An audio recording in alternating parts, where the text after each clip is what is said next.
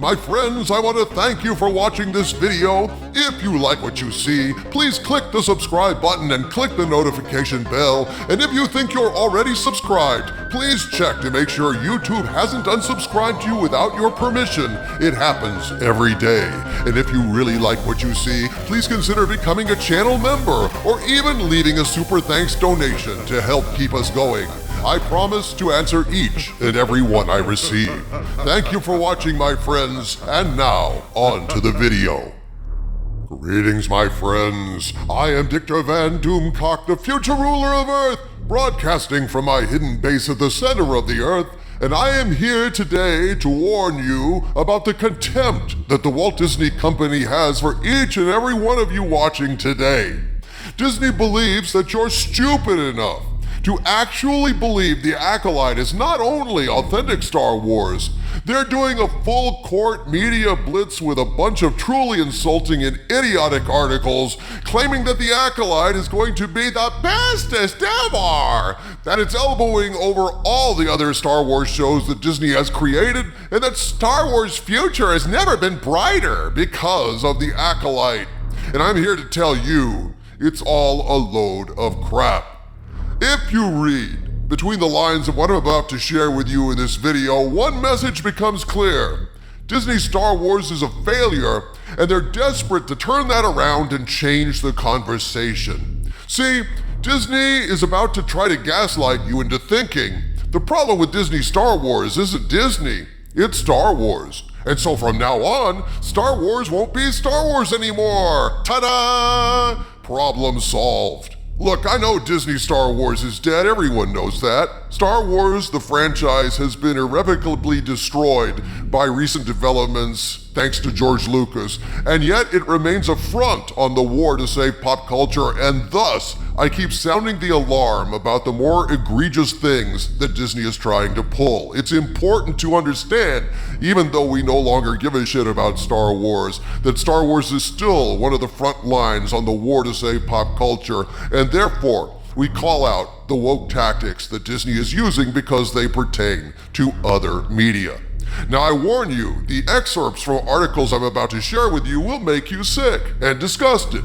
But I want you to understand the lies and the extremes that Disney is willing to go to in order to make all their woke dreams come true, and how they still think, a decade of experience to the contrary, that you can be brainwashed into believing a flop is a hit, you can be gaslit into thinking that water is dry, hot is cold, and women going "ree" is entertainment.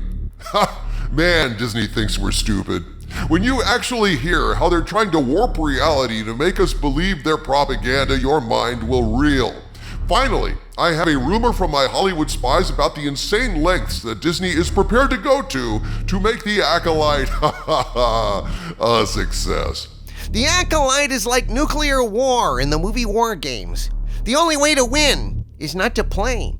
This thing has been a shit show since it began. It's been bumped on the release schedule time and time again. Some didn't even believe it existed.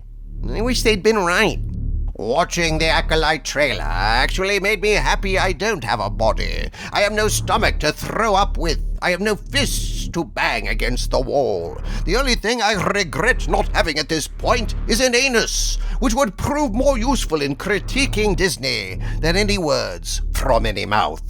The funny thing here is, folks, is that in order to convince you all that the Acolyte is good, Disney is prepared to trash the whole notion of good and bad. In the bizarro world of Disney, bad is good and good is bad. That's the narrative the woke establishment is spreading. And now Disney is using the Acolyte to spread a particularly disgusting brand of moral relativism that attacks not merely Star Wars, but our values. This was stated outright by the RuPaul impersonator in the Acolyte trailer when they, them, or whatever said, "It's not about good or bad, it's about power and who gets to use it," which is as perfectly succinct a distillation of the woke message as I've ever heard.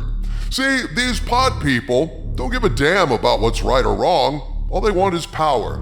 Not the power to create anything of value, not the power to bring about justice and progress, but the power to destroy our values and replace them with a bizarro new woke order where garbage is gold.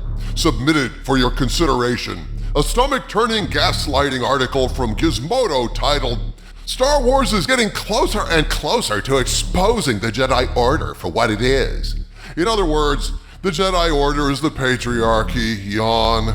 And now the Acolyte is gonna really stick it to this imaginary patriarchy that keeps snowflakes up at night, crying into their soy lattes as they wiggle their painted toenails inside their rainbow foot jammies. In that article, they write, quote, "When Star Wars first arrived in the world, back when it was just the original trilogy, mountains of toys and one peculiar holiday special, fans knew where things stood. The Jedi were the good guys, Darth Vader and his pals were the baddies. But in the decades since, things have gotten a lot murkier across both sides of the Force." Unquote. Well, if things are murkier, that didn't just happen on its own. It was Disney, KK, and her weird collection of woke monkeys at Lucasfilm that fucked up Star Wars to the point that heroes are villains and villains are heroes. This first paragraph is pretty much the only shred of truth in this article. It continues with a quote from Amandla Stenberg, one of the pieces of corn lodged in this latest Disney dropping, quote, "I think what we're trying to explore within our show is when an institution has a singular conception of how power can be used, we try to provide a lot of different perspectives and answers to that question." Unquote. In other words, the Jedi use power to support the light side of the Force, but doing the right thing is oppressive to those who long to do the wrong thing. Essentially, the SJWs of this world care nothing about morality or decency, they just want power for power's sake. Just like Stalin and Kim Jong-un and every other piece of shit in history who just wanted power for power's sake. What you're seeing here with the Acolyte folks is yet another front in the culture wars, the whole point of which is to upend our culture and our beliefs, smashing them to bits so that a differently abled person of color in drag can stand atop the smoking rubble. That's what all this is about. Not actual social justice, but social revenge. Yeah, these creepy propagandists don't want to make the world a better place, a more tolerant and enlightened place. This is just a power grab, a revolution for revolution's sake. The same old aims that every wannabe totalitarian has had since day one. And Disney is pushing the Acolyte hard, folks. For whatever reason, they want this sick message out there, and they're willing to pay for it, according to my Hollywood spies. This is just a rumor, folks, so please do take it with a grain of salt. But this morning, I received an update from my spies about what a source told them about Disney's intentions towards the Acolyte, and this is what they said, quote, "We are being told that Disney is spending $200 million plus on the ads for Acolyte. We are trying to verify this," unquote. Can you imagine? If this is true, they're spending fucking $200 million to shove this shit down your throat? Holy crap on a crutch! $200 million for a piece of shit TV show like this? That's gotta mean more than the budget of the damn thing. Actually, Harvey Cthulhu, I'm told the Acolyte has cost Disney in excess of $300 million due to the constant and extensive reshoots, but bear in mind that too is simply a rumor.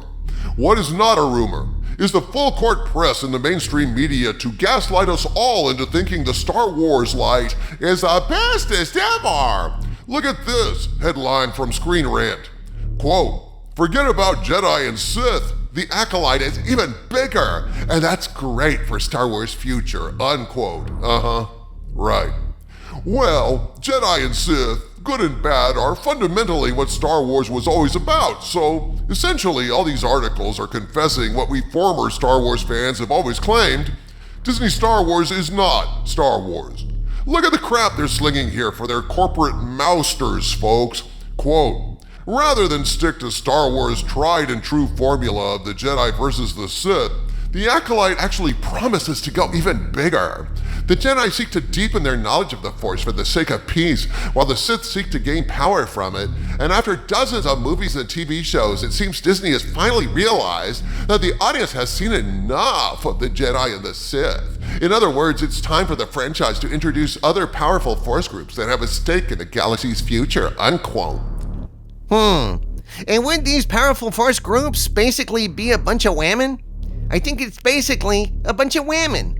Witches of Dathomir and other little sects of women that are just pissed off about the patriarchy.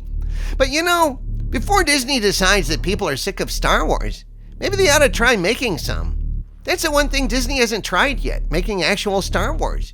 None of the crap they've made is measured up to even the prequel trilogy. Yeah, the closest they came was Rogue One and a few episodes of The Mandalorian, but none of it has really lived up to the Star Wars name. But, as usual, Disney reaches the wrong conclusion. People aren't sick of Star Wars, they're sick of Disney's Star Wars parodies. And Disney is trying to gaslight you into thinking the problem with Disney's Star Wars isn't Disney, it's Star Wars. And so from now on, Star Wars won't be Star Wars anymore. Problem solved. Look at this crap from Giant Freaking Robot. The Acolyte replacing The Mandalorian as the main Star Wars series? Yeah, no shit. Folks, Star Wars is dead. There's no doubt about it. But it does remain a tool which Disney can use to keep assaulting our larger culture, and so it remains important to keep calling out what they're doing all over the Star Wars corpse because it has larger implications for the war to save pop culture. And even though I don't give a shit about Star Wars anymore, I'm going to keep calling them out regardless of the death of Star Wars until this war is won. From the center of the earth, this is Dictor Van Doomcock bidding you all, my friends, stay angry.